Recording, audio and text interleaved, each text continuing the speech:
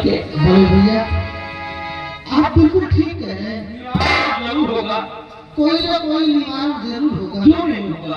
बोलिए बताइए पिताजी, पिताजी। इस श्राप से बचा कैसे जाए?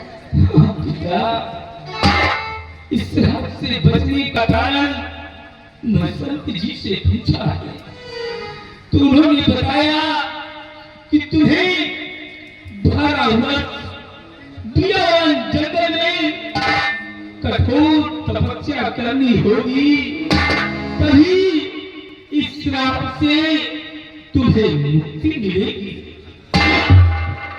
12 वर्ष आपको बियावान जंगल में कठोर तपस्या करनी होगी।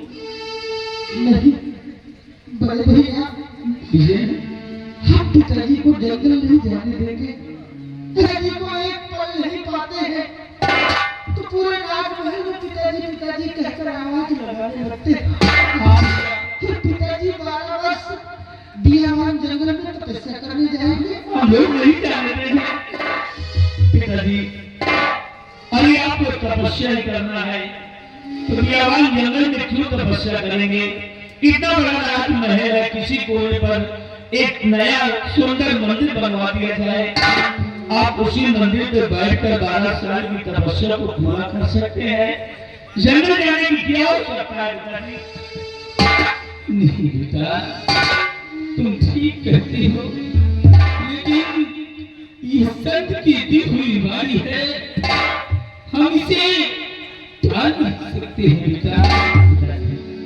वो बात तो ठीक है, लेकिन अगर आप सोचिए, अगर आप 12 साल के लिए जंगल चले जाएंगे तपस्या करने, तो इतना बड़ा आपका आश्रम राज्य है और हम सभी बच्चे हैं, हम लोगों की जिम्मेदारी रात की देख रेख, इनकी जिम्मेदारी कौन निभाएगा?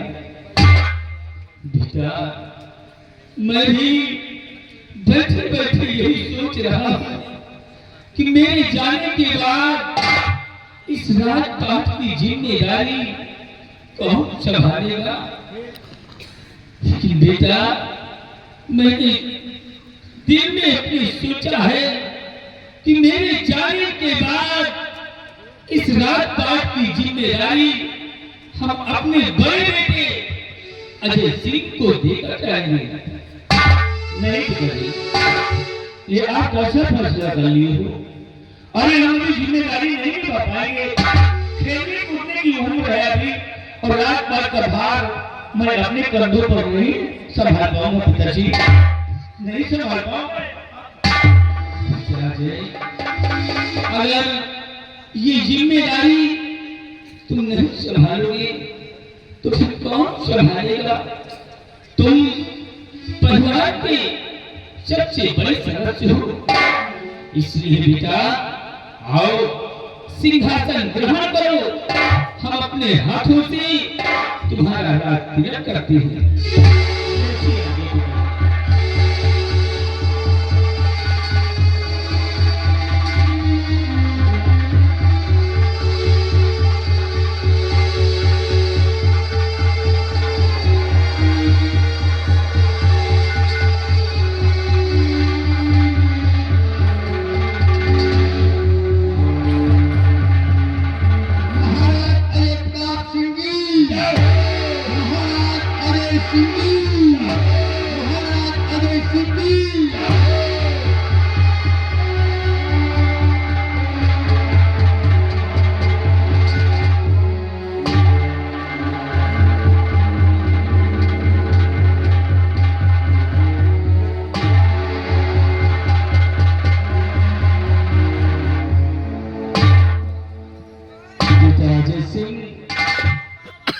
ये जिम्मेदारी तो तुमने संभाल ली है, लेकिन मेरे जाने के बाद जिस तरह हमारे शासनकाल में हमारी प्रजा को किसी प्रकार की तकलीफ नहीं होती थी, उसी तरह मेरे जाने के बाद तुम्हारे शासनकाल में किसी प्रकार की तकलीफ नहीं होनी चाहिए। आप जब तपस्या करके वापस आएंगे तो आपके आसाम राज्य आपकी प्यारी प्यारी प्रजा या राजमहल में रहने वाला कोई इंसान आपको मेरे खिलाफ शिकायत नहीं कर पाएगा, ये हमारा पूरा प्रयास रहेगा पिताजी। मुझे उम्मीद है और विक्रम सिंह सामने आओ।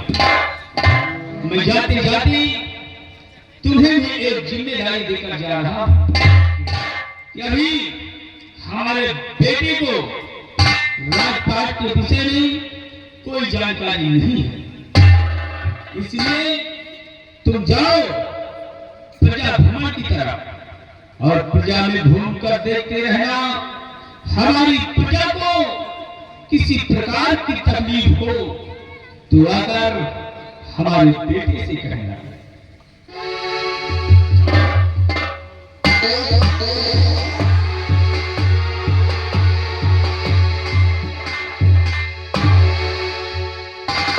और बहुरानी सामने आओ। मैं जाते जाते तुम्हें भी एक जिम्मेदारी देकर जा रहा हूं कि तुम हमारे बच्चों की भाभी माँ हो और भाभी माँ एक माँ की समान होती है, इसलिए मेरे जाने के बाद हमारे बच्चों को किसी प्रकार की तकलीफ नहीं होनी चाहिए। पिताजी, आप इसकी चिंता बिल्कुल भी न करिए। मैं अपना फर्ज और कर्तव्य खूब अच्छी तरह से निभाऊंगी। ठीक है बहुरानी। और बेटी तुमकी तुम्हारे आंसू में आंसू, तुम क्यों रो रही हो बेटी, क्यों रो रही हो? मुझको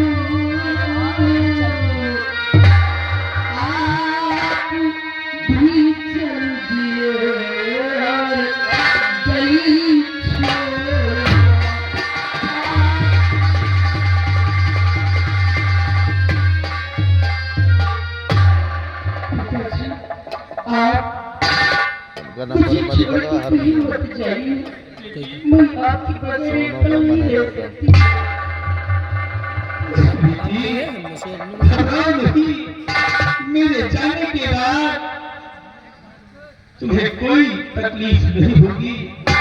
तुम्हारे भैया है, तुम्हारी भाभी माँ है, ये तुम्हें किसी प्रकार की तकलीफ नहीं होने देगी।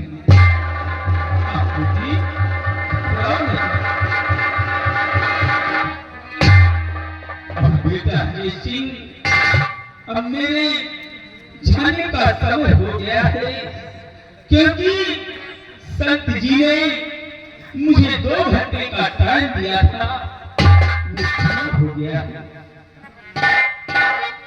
और हे आसाम राज्य की राजधानी, मैं जाते जाते तुम्हें आखिरी प्रणाम कर रहा हूं।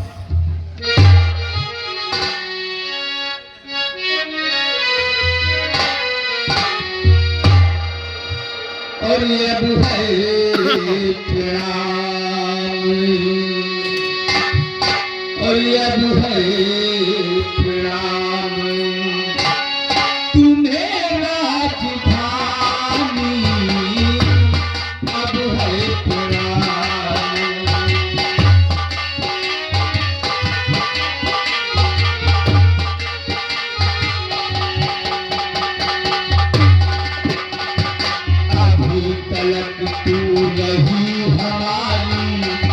हो गई दीवानी, अभी तलक तू रही हमारी, अब हो गई दीवानी। अब तो कारी नजरें छूटी,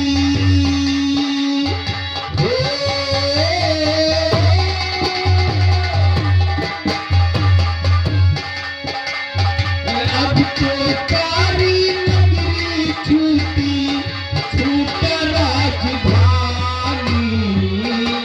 अब है प्यार तूने राजधानी।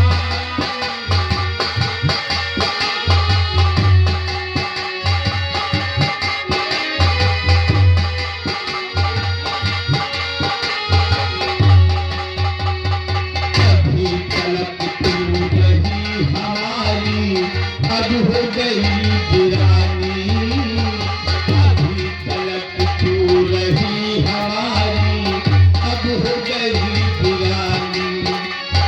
बेटे के संग सगा न करना, हो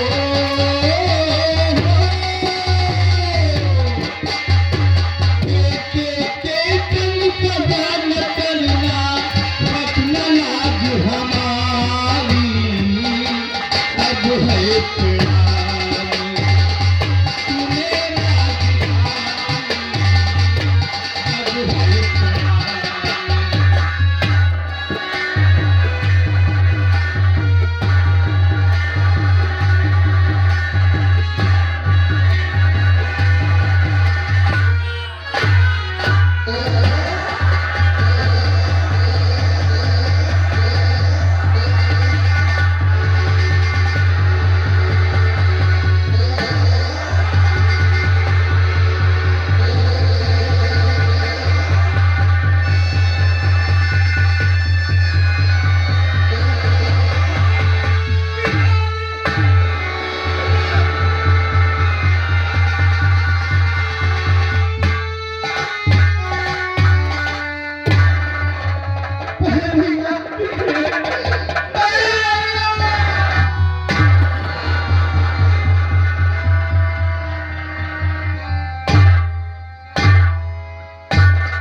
विजय, बस कर मेरे भाई, अब रोना बंद कर दे, क्योंकि पिताजी को जाना ही जरूरी था, क्योंकि महात्मा जी के दिए हुए श्राद्ध से छुटकारा पाने के लिए ही उपाय था। और 12 साल के बाद पिताजी फिर वापस आ जाएंगे, फिर हम लोग उसी तरह की खुशियां मनाएंगे, और तब तक 12 वर्ष ये जिम्मेदारी परिवार पर मैं पड़ा हूँ, इसीलिए जिम्मेदारी पिताजी ने सौंपा है, और इस जिम्मेदारी को हम अच्छी तरह से निभाएंगे। हाँ भैया, जिम्मेदारी को संभाल लेना भैया। विजय, तुम्हें चिंता करने की कोई जरूरत नहीं है, अब मत रो मेरे भाई, मत रो। तारा रानी, एक ये तुम तो जानती हो कि तुम भी अर्धांगिनी हो, और एक अच्छी अर्धांगिनी हो, परिवार को संभालने वाली एक सुशील चंचल नारी हो। और हाँ, मैं तुम्हें एक हिदायत देता हूँ, ये देखो मेरा परिवार है, मेरा छोटा भाई विजय और मेरी छोटी बहन पिंकी, जो पिताजी के जाने के गम में दोनों रो रहे हैं, और ये मेरा भाई जो तुम्हारा देवर है। और आज के बाद अपने इस प्यारे प्यारे देवर को देवर की तरह नहीं, बल्कि अपना पुत्र मानना कि ये तुम्हारा बेटा है। और मेरी जो बहन पिंकी जो तुम्हारी ननद है, इसे ननद की तरह नहीं, बल्कि अपनी पुत्री मानना, ये समझना कि ये तुम्हारी पुत्री है।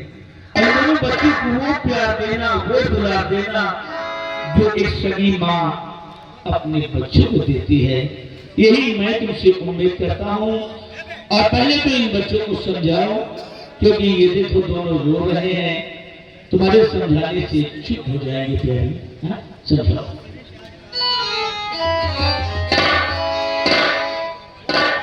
विजय और पिंकी, मेरे पास आओ, तुम दोनों मेरे पास आओ। एक बात बताऊं मैं तुम्हें? कौन सी बात है भाभी? कीजिए। रातें